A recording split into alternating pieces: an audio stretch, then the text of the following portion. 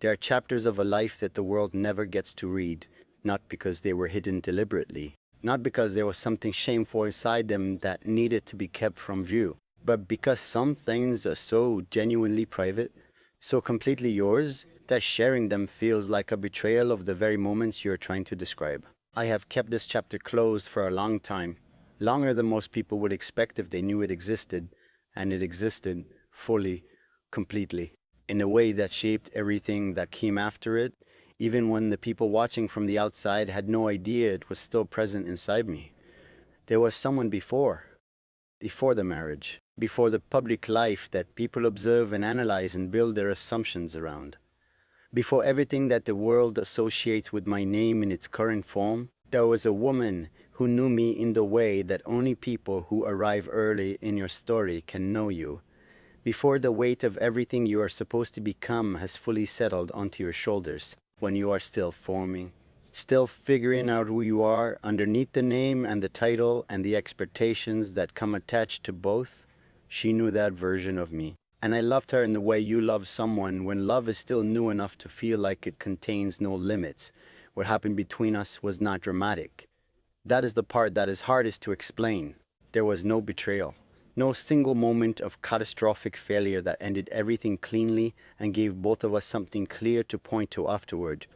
What happened was quieter than that, and quieter endings are always harder to carry because they leave no clean edges. Just the gradual understanding that two people who genuinely cared for each other were being pulled in directions that the love between them was not strong enough to resist. My world was expanding in ways that brought obligations she had not signed up for.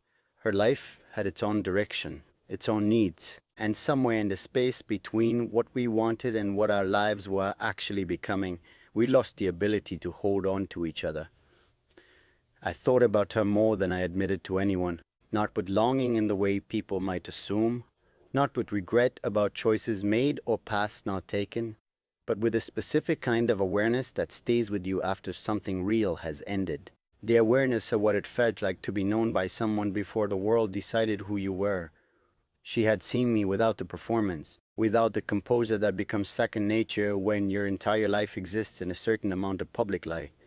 She had seen the uncertain version, the version that asks questions instead of projecting answers. And being seen that way, truly seen, without any of the layers, does not leave you easily. When I eventually moved toward marriage, the chapter, with her been closed for long enough that it should have felt completely separate, and in most ways it did. But my father's words brought it back into the present in a way I had not anticipated. He spoke about unresolved things, about bonds that had not been properly tended to, and I listened the way I always listen when he speaks from that place of quiet, weighted sincerity. And I made a decision that I believed was right, that I believed was about honor and family, and doing what a man in my position owes to his history. What I did not fully calculate was the cost of that decision to the person standing closest to me in the present. She saw that choice as something more than what I intended it to be. She saw it as confirmation of something she had quietly feared, that my past was never fully past, that there were chapters I carried that she would never have full access to.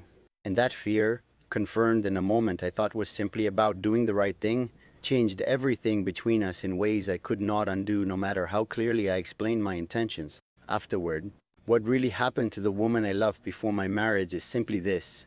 She became the reason I lost the woman I loved during it, not through malice, not through any deliberate action on anyone's part, but through the way the past has of returning at exactly the wrong moment, and costing you everything in the present.